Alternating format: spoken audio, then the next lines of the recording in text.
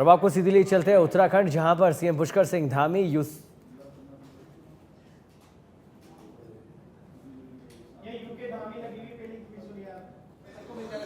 CM Pushkar Singh Dhami इस समय UCC Uttarakhand में समान नागरिक संहिता के ड्राफ्ट की प्रमुख बातें जिन पर कार्यक्रम का आयोजन किया गया है उसमें शिरकत कर रहे हैं और इस ड्राफ्ट का विमोचन करते हुए सीएम पुष्कर सिंह धामी सीधी तस्वीरें उत्तराखंड से आप देख पा रहे हैं। आपको बता दें कि यूसीसी ड्राफ्ट में विवाह, तलाक, गोद लेने, संपत्ति उत्तराधिकार, माता पिता का भरण पोषण, जाति, जेंडर और महिलाओं के अधिकार से जुड़े मामलों में सभी धर्मों के लिए एक समान कानून लागू करने का प्रस्ताव है। इस ड्राफ्ट में लिव इन रिलेशनशिप को रजिस्टर कराने का प्रस्ताव भी है। यूसीसी ड्राफ्ट में नौकरी पेशा बेटी की मौत के बाद बुजुर्ग माता पिता के भरण पोषण की जिम्मेदारी पत्नी पर देने का प्रावधान है।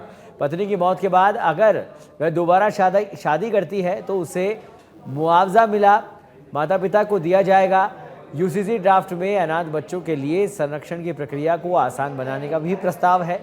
यूसीसी ड्राफ्ट की अगर बात करें तो इसमें पति पत्नी के बीच विवाद के मामले में बच्चों की कस्टडी उनके दादा दादी को देने का भी प्रस्ताव है। यूसीसी ड्राफ्ट में महिलाओं और पुरुषों के लिए विरासत में समान अधिकार देने का प्रस्ताव है।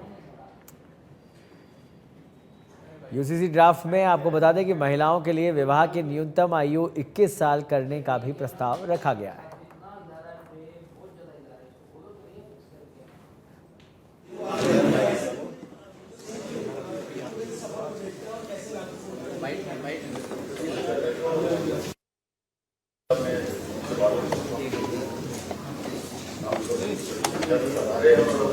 हर मौके पर और हर निर्णय पर पहला निर्णय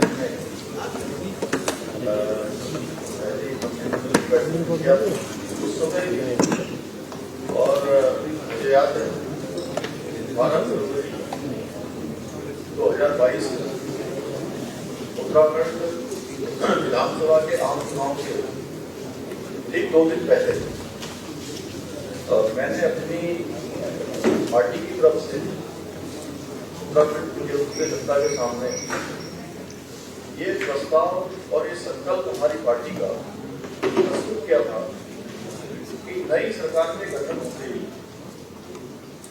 हमारी सरकार सबसे पहला निर्णय समान नागरिक संहिता को राज्य के अंदर लागू करने और विधेयक के रूप में लाने के लिए हम पहला निर्णय और उत्तराखंड की पूरे जनता का मैं आभारी हूँ।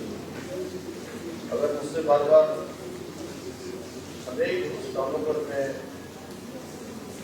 जाता हूँ तो वहाँ मुझे सबसे पहले लोग पूछते हैं कि आप इसका श्रेय, तो मैं कहता हूँ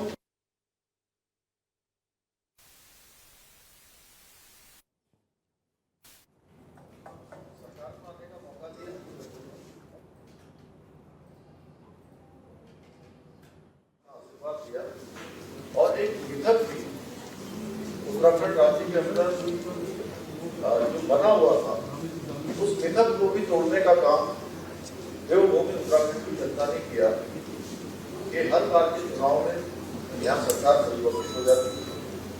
पहली बार 22 सालों में राज्य स्थापना के बाद पहला आम चुनाव ऐसा था जिस चुनाव में लगातार पहले जो सरकार थी उसी सरकार ने दोबारा काम करने का अवसर मिला और एक इतिहास जो उत्तराखंड की जनता ने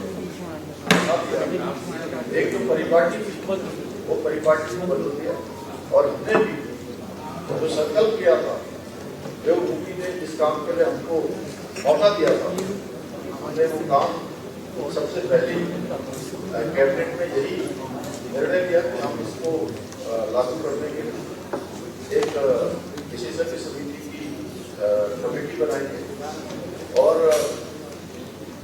सेवानिवृत्त न्यायाधीश रचना प्रकाश देसाई जी की अध्यक्षता में हमने कमेटी बनाई।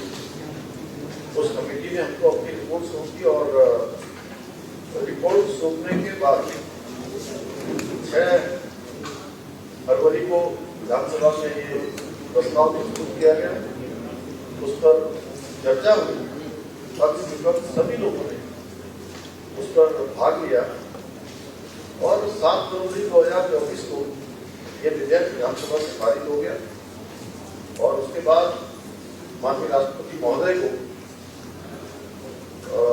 उनकी सहमति के लिए उसको उनको प्रेषित किया गया, वहाँ भेजा गया और 12 मार्च 2024 को ये अधिनियम माननीय राष्ट्रपति महोदय स्वीकृति के बाद पारित हो गया। और इसके बाद जब पारित होने के बाद हमारे सामने जो एक बड़ा काम था कि ये कैसे लागू होगा, इसकी नियमावली और इसके क्रियान्वयन इसको बनाने के लिए श्री शत्रुघ्न सिंह, जो आप सभी लोग उसको जानते हैं, हमारे राज्य के मुख्य सचिव है, तो उनके अध्यक्षता में एक कमेटी का गठन किया गया। उस कमेटी के साथ अन्य लोग भी सम्मिलित हुए और सरकार की विभिन्न विभागों से और मनोहर जी, सुरेखा अग्रवाल जी, जो हमारे पहले की जो ड्राफ्ट बनाने वाली कमेटी थी, उनके मेंबरों ने भी इस पर की सेवाएं दी। इसके साथ साथ हमारे अधिकारियों, हमारे कर्मचारियों, अनेक विद्यार्थियों ने, तो आप देख रहे हैं क्योंकि यहाँ पर लोग आए थे और कुछ लोग नहीं आ पाए, तो इसको बनाने में रात दिन का प्रयास किया। अगर प्रयास करने के बाद आज ये 18 अक्टूबर को ये नियमावली आप सबके सामने ही हम लोगों को मिल गई है, सरकार को मिल गई है। और इस नियमावली में मुख्य रूप से 4 भाग हैं, जिसमें विवाह है एवं विवाह विच्छेद, लिव-इन रिलेशनशिप, जन्म एवं मृत्यु पंजीकरण और उत्तराधिकार संबंधी नियमों के पंजीकरण संबंधी जो प्रक्रियाएं हैं उल्लेखित है। और जल्दी ही हम इसमें मंत्रिमंडल की बैठक करेंगे और मंत्रिमंडल की बैठक में इतना ही करेंगे कि हमारी क्या तिथि होगी और इस एक्ट को प्रभावी रूप से लागू करने के लिए हमें हमारे जो अधिकारीगण हैं, कर्मचारीगण हैं, उनको ट्रेनिंग की भी आवश्यकता होगी, प्रशिक्षण की भी आवश्यकता होगी। ये बड़ा काम है और सीधे सीधे हजारों लोग इस काम को क्रियान्वित करने में आगे काम करेंगे और वो जल्दी निर्णय लेंगे। और ये सब जो जन सामान्य है उनको तमाम कामों के लिए जो आज अनेक दफ्तरों में जाना पड़ता है, उनको दफ्तरों में नहीं जाना पड़ेगा, उनको आसानी से घर बैठे ऐप के माध्यम से सारी सुविधाएं उनको प्राप्त होगी, ऑनलाइन माध्यम से प्राप्त होगी। और इसके लिए एक मोबाइल ऐप भी तैयार किया गया है, उसको भी जल्दी चलन पर लाएंगे। कुल मिलाकर ये है कि ये जैसा पारित हुआ तो उसमें मैंने कहा था, आज भी कह रहा हूँ कि सबको समानता मिले, सबको एक समान न्याय मिले और विशेषकर हमारी जो महिलाएं हैं उनके सशक्तिकरण की और सुरक्षा की दोनों को विशेष रूप से ध्यान में रख के ये विधेयक बना है और जल्दी ये विधेयक कार्य क्रियान्वयन आने वाला है। तो आप सबका जो लगातार आप सबको पहले दिन से इसके साक्षी रहे और अब कुछ ही समय बचा है जब हम इसको उतारेंगे और देवभूमि उत्तराखंड को देश की आजादी के बाद ये पहला देश का हमारा राज्य बन जाएगा जिसको एक प्राप्त होगा कि यहाँ पर समान नागरिक संहिता का विधेयक लागू हो जाए। सर, राज्य स्थापना से पहले लागू हो जाएगा। अभी हम लोग मंत्रिमंडल की बैठक करने वाले हैं आज, क्योंकि इसमें जो भी प्रावधान किए गए हैं इस एक्ट में उसको लागू करने के लिए, जैसा कि पहले ही बताया कि हम न्याय का, नीति का, इसका सबका परीक्षण करेंगे, मंत्रिमंडल में चर्चा करेंगे और उसके बाद जल्दी हम जो है नीति का ऐलान करेंगे।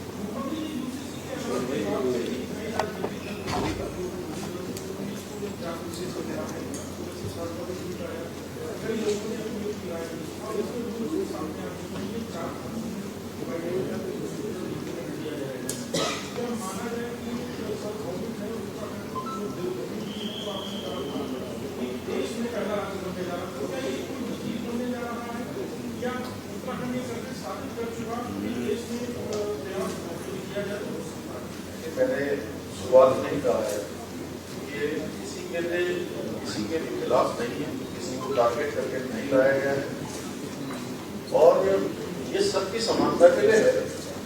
और जब हम ड्राफ्ट बनाने वाली कमेटी का हम गठन कर रहे थे, उस समय भी मैंने कहा था कि आपने भी वो प्रश्न क्या बहुत आगे बढ़ गया है, इसको थोड़ा ध्यान नहीं पूछा है, मैं आपकी बात समझ रहा हूँ। देखिए, ये देवभूमि उत्तराखंड है और यहाँ 4 धाम है। हर स्थान पर देव स्थान है।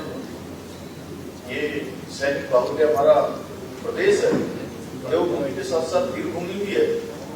प्रत्येक परिवार से कोई न कोई देश की सीमाओं पर देश की रक्षा के लिए इस उत्तराखंड के प्रत्येक परिवार से अपना योगदान दे रहा है।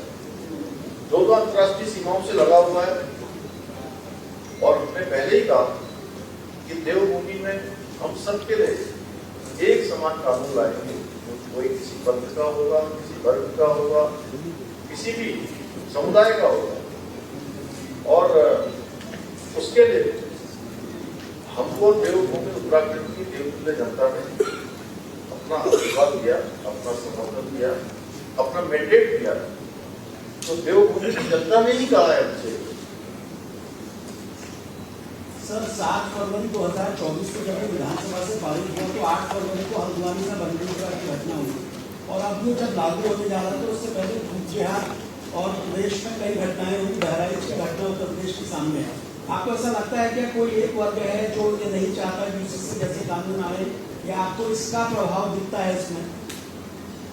देखिए, जो लोग देश के अंदर देश की आजादी के बाद से लगातार तुष्टीकरण को बढ़ावा देते रहे, एक दूसरे के खिलाफ लोगों को लड़ाते रहे, क्षेत्र की और धर्म के आधार पर, वर्ग के आधार पर लोगों को बांटते रहे, वो लोगों को लगता है कि ये जो एक्ट है बहुत आसानी से, सर्वसम्मति से देवभूमि में लागू होने जा रहा है। लेकिन फिर मैं कहना चाहता हूँ कि हम किसी को टारगेट करने के लिए ये एक्ट नहीं लाते। मौजूदा समय में जो ये कानून आ रहा है, ये अपने आप में एक नई व्यवस्था होगी, सबकी नई चीज होगी। इसमें नगर निगम, नगर निकाय को अपने जिम्मेदारी सौंपे में रजिस्ट्रेशन वगैरह कर सकते हैं। उम्मीद की जा सकती है कि इसमें वाद और विवाद भी होगी, तो इसके लिए कोई स्पेशल ट्रिब्यूनल्स रखे जाएंगे या हायर नोडल अथॉरिटी रखी जाएगी? वो सब सारे प्रावधान किए जाएंगे और इसमें सारी चीजों का पूरी तरह से ध्यान रखा गया है। तो और आप लोगों के पास भी कोई ऐसा सुझाव है तो आप जरूर दीजिए और हम अमल में लाएंगे। और मैंने जब आपको ध्यान होगा कि जिस दिन विधानसभा में ये पारित हो रहा था, उसमें मैंने पीठ से भी कहा अगर किसी के कोई सुझाव होंगे और कहीं सुधार की आवश्यकता होगी तो हमेशा सुधार की गुंजाइश होती है। हम उसमें कतई संकोच करने वाले नहीं हैं, क्योंकि हम भी सीखने की प्रक्रिया में आप सबके साथ मिलकर जो है हम लोग राज्य के अच्छे के लिए कानून ला रहे हैं, यहाँ की भारतीय संस्कृति के लिए, हर वर्ग के लिए ला रहे हैं। मुख्यमंत्री पुष्कर सिंह धामी ने उत्तर प्रदेश एवं उत्तराखंड के पूर्व मुख्यमंत्री नारायण दत्त तिवारी की जयंती और पुण्यतिथि पर उनके चित्र पर श्रद्धा सुमन अर्पित कर श्रद्धांजलि दी। मुख्यमंत्री ने कहा कि उन्होंने प्रदेश को औद्योगिक उन्नति की राह पर अग्रसर करने में महत्वपूर्ण भूमिका निभाई। उनके द्वारा किए गए विकासपरक कार्य हमारे लिए सदैव प्रेरणा स्रोत रहेंगे।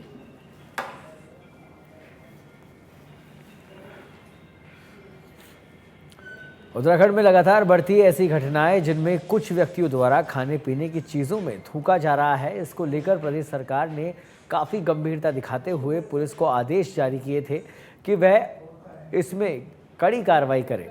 वहीं इसी को देखते हुए पुलिस ने अब एक नियमावली जारी कर दी है। इस नियमावली के तहत अब हर दुकानदार को अपनी दुकानों में सीसीटीवी कैमरे लगाने होंगे। इसके साथ ही अन्य कई महत्वपूर्ण काम अब उत्तराखंड में सभी दुकानदारों को करने होंगे। उत्तराखंड सरकार लैंड जिहाद, लव जिहाद और अब थूक जिहाद को लेकर काफ़ी सख्त नजर आ रही है। खुद मुख्यमंत्री पुष्कर सिंह धामी ने कई बार इस बात को दोहराया है कि इस तरह की बातें सामने आ रही हैं जहां पर लव जिहाद, लैंड जिहाद और थूक जिहाद जैसी घटनाएं हो रही हैं। मुख्यमंत्री पुष्कर सिंह धामी ने सख्त लहजे में कहा है कि इसे बर्दाश्त नहीं किया जाएगा। उत्तराखंड की डेमोग्राफी जो है उसे चेंज नहीं होने दिया जाएगा।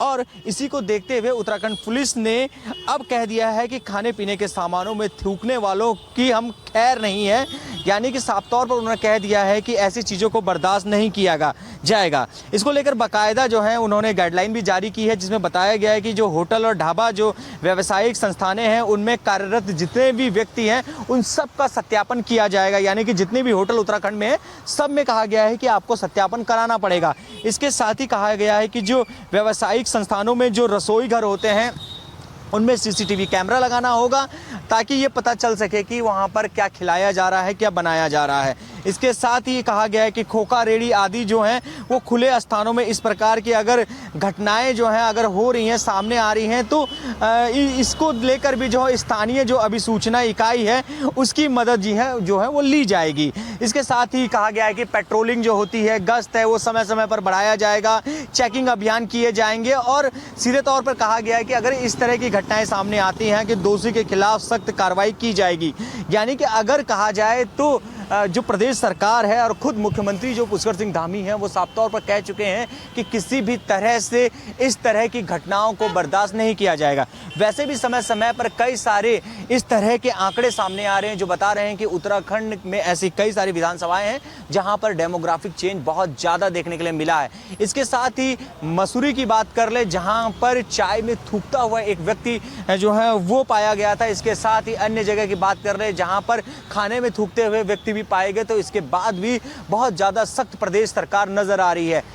और एक तरफ अगर हम सख्ती की बात करें तो दूसरी तरफ राजनीति की बात करनी बहुत ज़्यादा जरूरी हो जाएगी, क्योंकि कांग्रेस कह रही है कि आप इस तरह की बातें किसी विशेष समुदाय के लोगों के लिए नहीं कर सकते हैं। उनका कहना है कि सीधे तौर पर यह कहना बिल्कुल गलत है।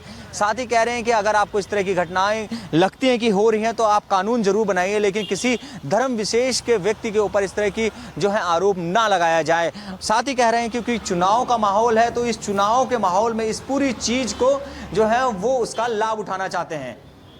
मेरे सहयोगी राहुल के साथ योगेश सेमवाल, देहरादून, सच बेधड़क। उत्तराखंड सरकार थूक जिहाद को लेकर काफ़ी सख्त नज़र आ रही है। पिछले कुछ दिनों में जिस तरह से खाने में थूकने की घटनाएं सामने आई है, उसके बाद सीएम पुष्कर सिंह धामी ने पुलिस को सख्त निर्देश दिए, जिसके बाद पुलिस ने गाइडलाइन जारी की।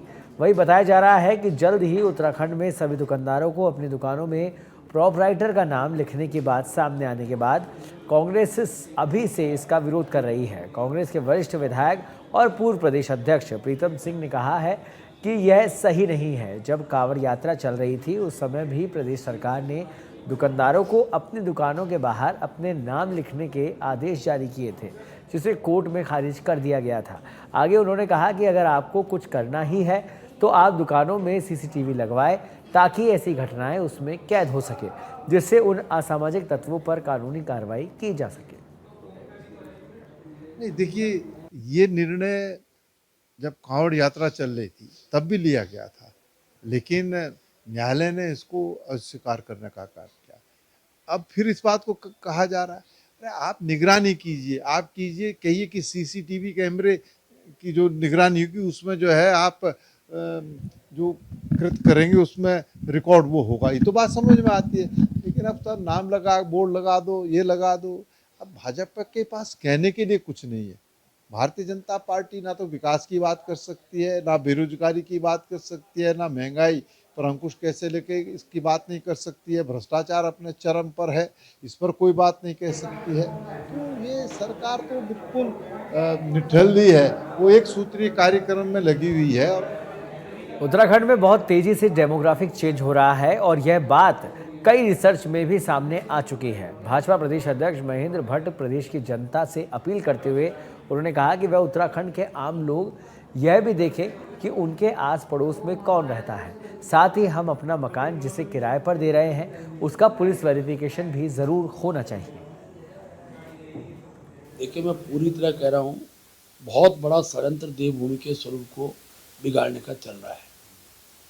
मैं देवभूमि के सभी नागरिक अपील करता हूँ कि इस प्रकार के षड्यंत्र से बचना चाहिए। अपने अगल बगल अड़ोस पड़ोस के व्यक्ति की पहचान जरूर होनी चाहिए। हम जिस व्यक्ति को मकान किराए पर दे रहे हैं उस व्यक्ति की भी पुलिस वेरिफिकेशन अनिवार्य रूप से होना चाहिए। और इस प्रकार की गतिविधियों में संलिप्त लोग किसी भी शंका होती है तो आवश्यक कार्रवाई के लिए प्रशासन को वो नाम जरूर देना चाहिए। और प्रशासन भी सक्रिय हो चुका है, वो भी इस प्रकार की जांच पड़ताल कर रहा है कि आखिरकार उत्तराखंड के अंदर लंबे समय तक। बागेश्वर के सिमगढ़ी उप डाकघर में करोड़ों की धोखाधड़ी का मामला सामने आया है, जिसमें 1500 से अधिक खातेधारकों की जीवन भर की जमा पूंजी गायब हो गई है।